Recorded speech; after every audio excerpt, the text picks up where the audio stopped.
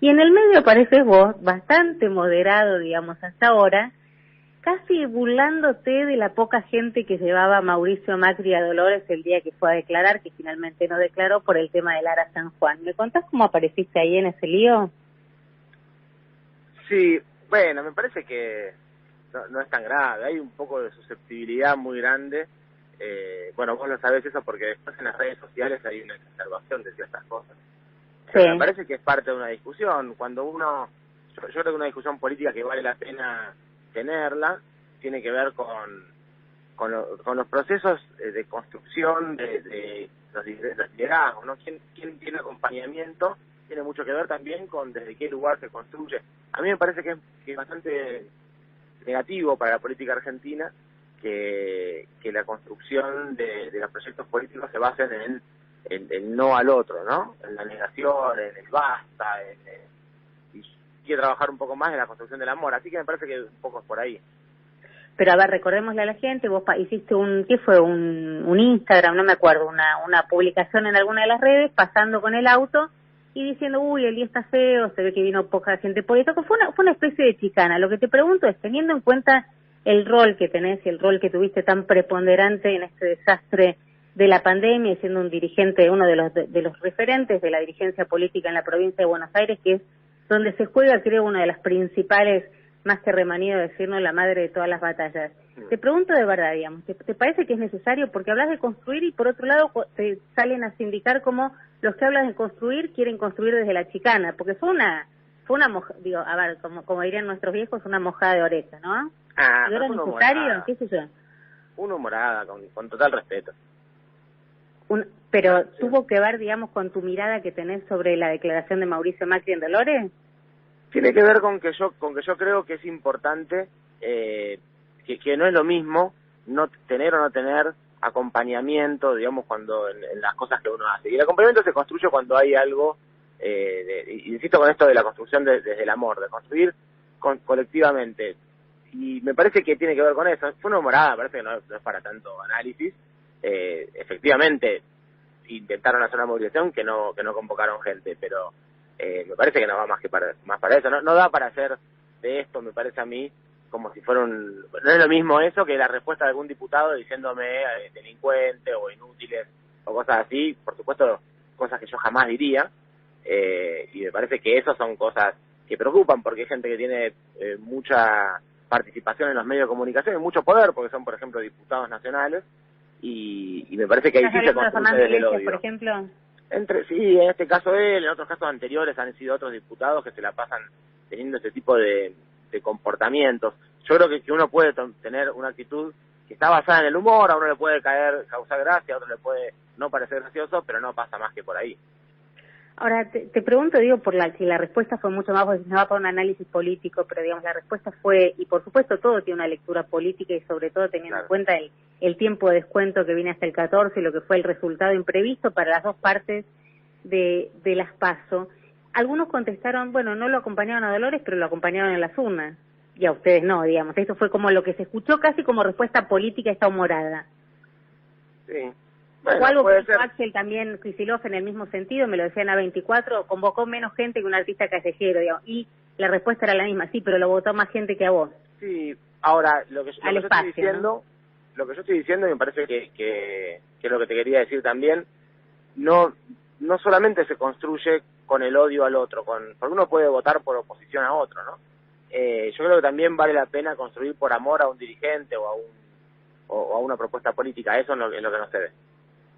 Ahora, Nicolás, quiero preguntarte, digo, teniendo en cuenta el rol tan clave, insisto, es el ministro de Salud de la provincia de Buenos Aires, siendo viceministro, encaró desde el día 1 todo lo que fue el manejo de la pandemia, discutible para algunos, exitoso al día de hoy con el diario de lunes para otros, teniendo en cuenta el porcentaje de la población argentina que está vacunada. Te pregunto si vos crees que se reconstruye la confianza después de 3 hechos, y quiero que me digas, digamos, si tienen que ver o no, en tu lectura, ¿no? Y teniendo tan poco tiempo, la confianza con los bonaerenses después del cierre de escuelas, del vacunatorio VIP, de la foto de Alberto Fernández festejando con Fabiola cuando nos pedían, y muchos cumplimos al pie de la letra esto de cuidarnos, de quedarnos en casa, de de no encontrarnos con nuestros seres queridos, al punto tal de que ya sabemos muchos no han podido despedirlos más que por un Zoom.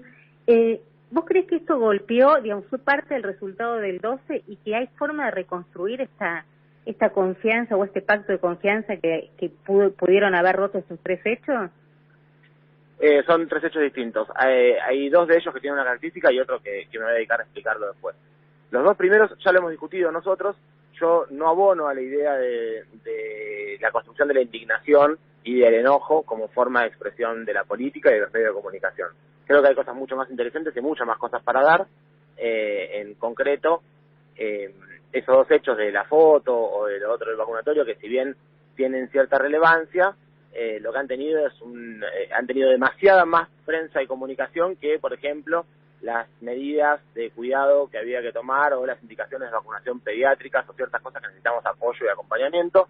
Y hay un esfuerzo, desde mi perspectiva, con orientación política, digamos, con búsqueda de un rédito político, de esmerar a un presidente que, por ejemplo, tomó una medida histórica y trascendental como concentrar el 100% de la adquisición de respiradores para garantizar su distribución equitativa y que a nadie le falte, cuando en este país, si bien había empezado la pandemia, la fábrica de respiradores argentinos había tenido reservas de compras por gente millonaria para llevarse un respirador a su casa. No sé si sabías eso, como si sirviera para algo, un respirador en su casa, pero es decir, ha tomado medidas importantísimas que quizás nadie sabe y que los medios de comunicación no han difundido, en cambio han hecho horas y horas de discusión sobre esto, y yo insisto, no creo que se pueda construir ningún país que sea muy feliz y que ayude a los que más necesitan de la construcción social y colectiva, que creo que somos todos, o la mayoría de nosotros, cuando el esfuerzo principal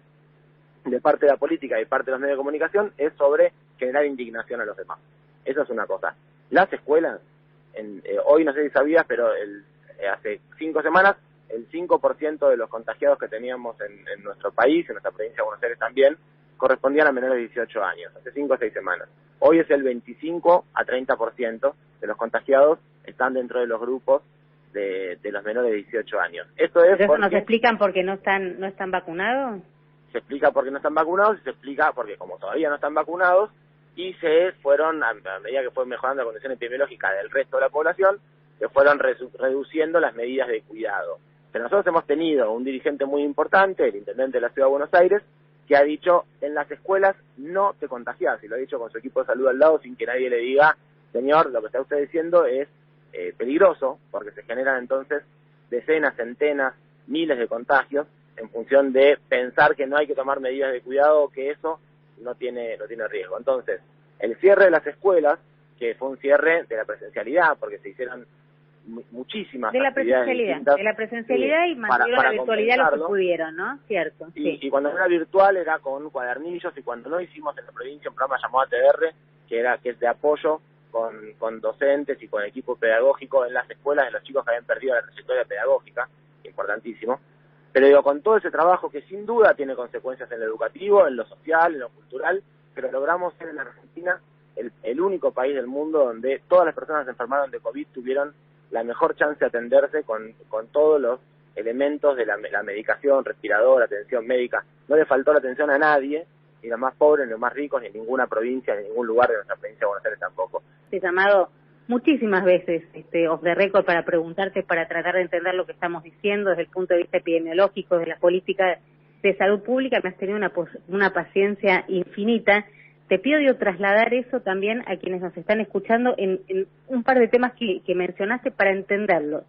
Quien está el bonaerense que mira, digamos, del otro lado de la General Paz, la cuestión de las escuelas, digo porque vuelve a hacer ruido cuando se trata de las elecciones y analizar lo que pasó.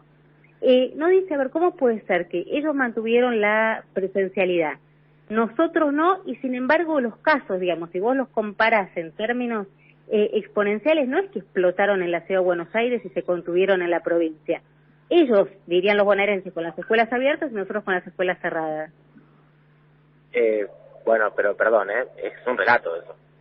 A ver, dale. Porque en verdad no pasó.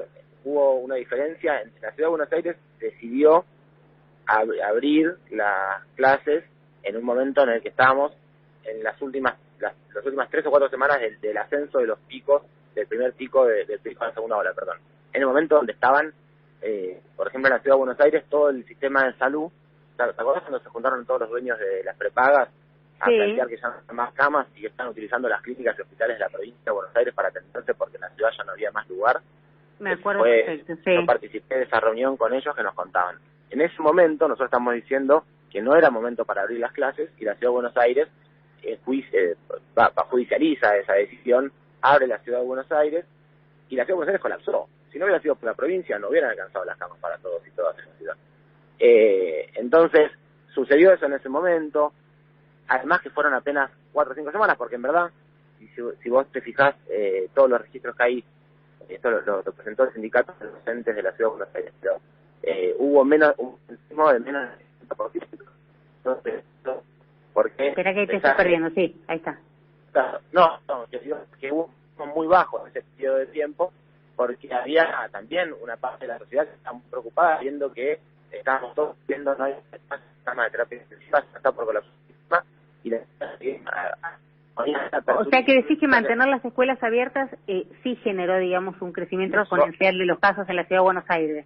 Sin duda.